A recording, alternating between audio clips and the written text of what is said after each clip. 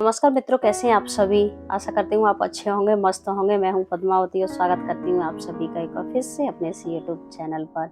तो आज से शारदीय नवरात्र शुरू हो रहे हैं, तो आप सभी को मेरे और मेरे पूरे परिवार की तरफ से सपरिवार ढेर सारी बधाई और शुभकामनाएं। माता रानी का पहला दिन है, जो कि प्रथम दिन स्वरूप माता शैलपुत्री को ये समर्पित है। तो क्या कहा जाता है कि मैंने जीवन की सारी कड़वाहट को पी लिया है। क्या मैंने जीवन की सारी कड़वाहट को पी लिया है, क्योंकि उसमें उम्मीद की एक किरण भी शामिल है। क्योंकि उसमें एक उम्मीद की किरण भी शामिल है। तो क्या सुना आपने? जी हाँ, उम्मीद की किरण वो है मेरी माता रानी। माता रानी के भरोसे ये जिंदगी चल रही है, उसी पे भरोसा है इस जीवन का और अपने कर्म पर कि माता रानी की जो शक्ति है वो सदैव हमें ऊर्जा देती रहती है।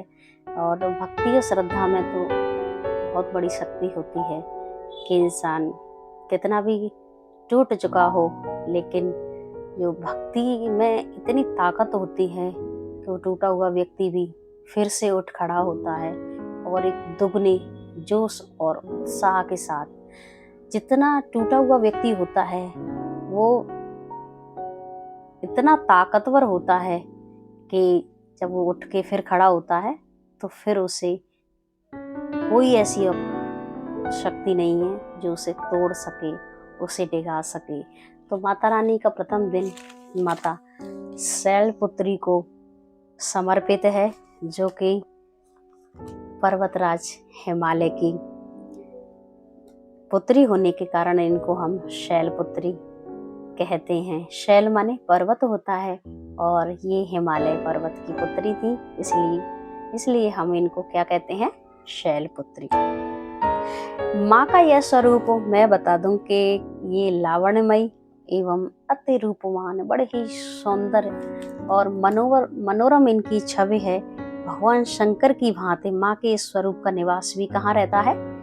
पर्वतों पर रहता है, शैलों पर रहता है, इसलिए तो हम इनको शैलपुत्री कहते हैं। और इनके एक हाथ में क्या है कि त्रिशूल है और दूसरे में कमल पुष्प है। उनका वाहन वृषभ है, जिसे हम बैल कहते हैं। तो पहले दिन साधक अपनी आत्मा और मन की शुद्धि के लिए हम शैलपुत्री जी की पूजा करते हैं। और इस दिन का जो आरंभ होता है वो शुद्धिकरण और आत्म परिष्कार से परिपूर्ण होता है।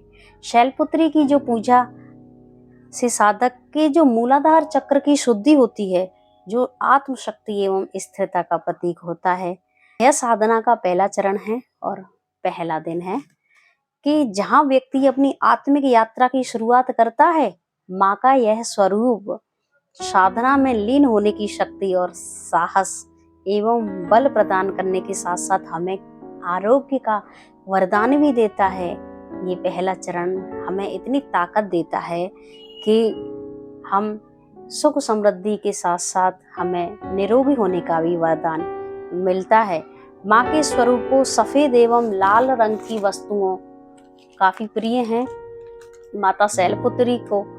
और नवरात्र के प्रथम दिन पर हम देवी के स्वरूप को सफेद या लाल रंग के पुष्प चढ़ा सकते हैं। लाल सिंदूर और सफेद जो दूध तो सफेद ही होता है, चाहे ज्यादातर अगर गाय का दूध हम उपयोग में लाते हैं पूजा पाठ में, तो गाय के दूध से बने पकवान और मिष्ठान अर्पित करने का भी इस दिन विधान है इनकी पूजा में। इससे माँ समस्त मनोकामनाएं हमारी पूर्ण करती हैं और दुख दूर कर घर के सभी सदस्यों को रोग मुक्त करती हैं, क्योंकि आरोग्य की देवी माता शैलपुत्री को कहा भी जाता है। और जिस तरह से इनका जो रोगों को नाश करने का जो वरदान हमें मिलता है वो हमें मिलता रहे, ऐसी हम सभी के लिए कामना करते हैं।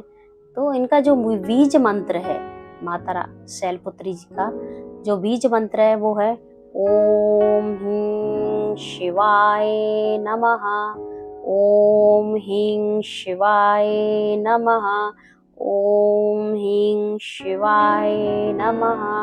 आप 3 बार या 5 बार, 7 या 9 बार भी इनका, इस बीज मंत्र का हम उच्चारण कर सकते हैं। तो काफ़ी प्रभावकारी होता है और हमें ये आत्मिक शक्ति प्रदान करता है कि हमारे जो मूलाधार चक्र है उसको जागृत करता है। तो मैंने 3 बार बोला है, आप 3 बार, 5 बार या 7 या 9 बार, 11 बार आप बोल सकते हैं, जैसी आपकी श्रद्धा है। और आज के दिन इस बीज मंत्र का जाप हमें करना भी चाहिए कि इसका जो महत्व है आज की व्रत का, वो क्या है कि मूलाधार जो चक्र होता है उसका संबंध हमारी जो शारीरिक स्थिरता और सुरक्षा से होता है। शारीरिक स्थिरता बनी रहती है आज के व्रत को करने से, और ये सुरक्षा कवच भी होता है। इसके जागृत होने पर व्यक्ति में आत्मविश्वास और बल मिलता है, और कहा जाता है कि जो जितना आत्मविश्वास होगा हमारे अंदर, उत्साह और बल उतना ही तेज होगा, जिससे मानसिक शांति हमें मिलती है। किसी भी व्रत और का संकल्प लेने पर हमारी मानसिक शांति तो प्राप्त होती है, उसके साथ साथ हमारी आत्मा भी पवित्र होती है।